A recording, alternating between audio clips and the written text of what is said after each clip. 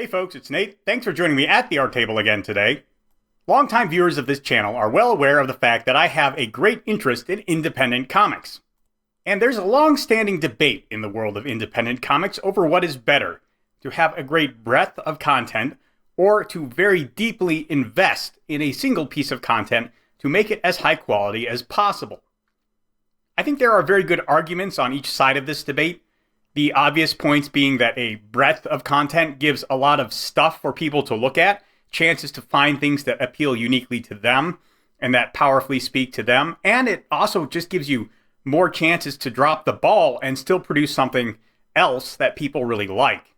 If you put all your time and energy into one work and it doesn't function, or you make a major mistake, or you just misread the state of the industry and nobody wants to read what you're offering at the moment, then you can wind up with a lemon on your hands that you put 2 or 3 years of work into and doesn't get you anywhere. However, the sympathies of the independent sphere really seems to be on the side of depth. And it's obvious why. The mainstream industry favors breadth. They offer a large number of titles. They put a lot of different people on those titles. Now, they don't offer a lot of breadth in terms of genre, or in terms of the flavor of the writing, or even in the case of DC, in the art style that they use, DC notoriously having a very strong house style. But in general, the consensus is that even when comics focus on a single genre, the superhero, they don't explore it with a great deal of depth at the moment. They don't give artists and writers a lot of time to dig deeply into the characters they write or to develop deep, long-running stories. There are constant events that take a very loose, shallow look at the world as a whole and then rearrange everything so that everything you knew before is meaningless, thus ruining any investment in the depth of the world. Plus, there's a lot of sympathy for the individual creator. Creator-owned properties are a big part of what makes the independent comic sphere so interesting. And individual creators like to spend a lot of time on a project they're working on getting it just right. There are plenty of people out there who say, I want the creator to get in my hands exactly what they wanted to make, and I'm willing to wait until they have it ready rather than hold them to a particular schedule or nag them when they're late, so long as I can see that they're working on the book. And that's fair enough. I personally don't approve of spending my entertainment money that way, but I'm not really hurt if other people do. So long as I can find creators who deliver what I want for my entertainment buck, and I can, at least in the indie sphere, I'm not too upset if other comic projects are also heavily invested in.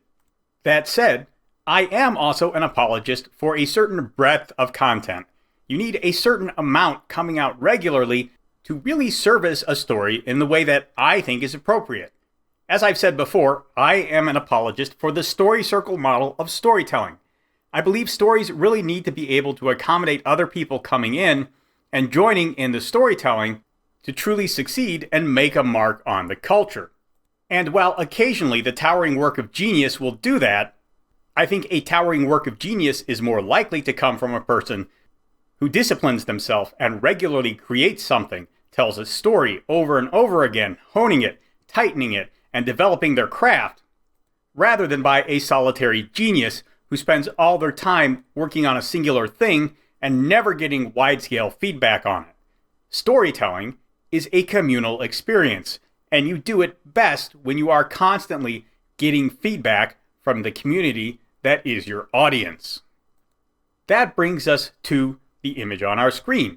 This is a sketch card done by Timothy Lim for the first Common America Kickstarter in the year 2020. That's just 3 years ago. If you've watched this channel any recently, you're aware that Common America 7 just came out. The creative team behind that book has been regularly putting out 2 volumes of story in the Common America franchise every year. That may not sound like a huge breadth of content, especially when compared to mainline publishers, until you consider that they've also been doing crossover events, 1 a year, and at least 1 other book every year, so a book a quarter for the last 4 years. That is a very impressive breadth of story, especially when you look at the different kinds of stories that they've been telling. Common America is a superhero Sentai series with a little bit of a magical girl flavor to it that is deeply steeped in the American tradition as opposed to the Japanese tradition. On top of that, you have books like Black Ops, which tells a very fun story about cute, intelligent animals that also serve as elite commandos for the US government. Right away, you have two different genres of story coming from two very different angles that also cross over and create opportunities for audiences to cross-pollinate and grow in this way. Lim and Pellegrini have created depth through their breadth.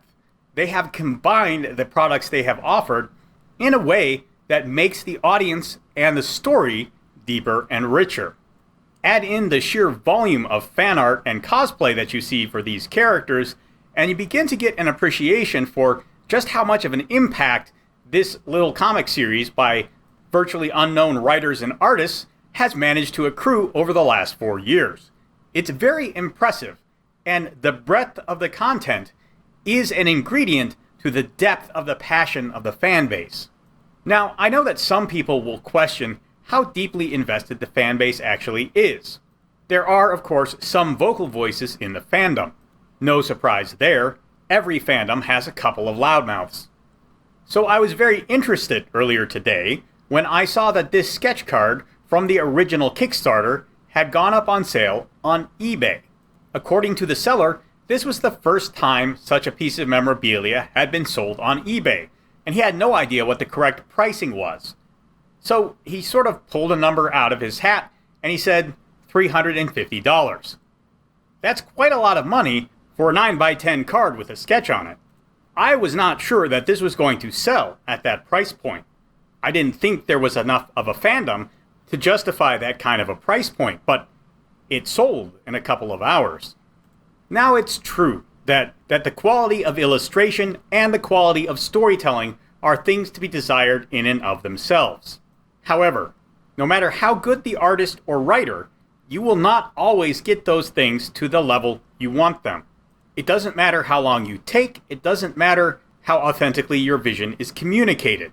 Consistency and breadth in storytelling can make up for other failures of the artist. Breadth of storytelling creates a stronger, larger, more stable story circle for your stories to perpetuate themselves in, even if you are struggling to get a good story out.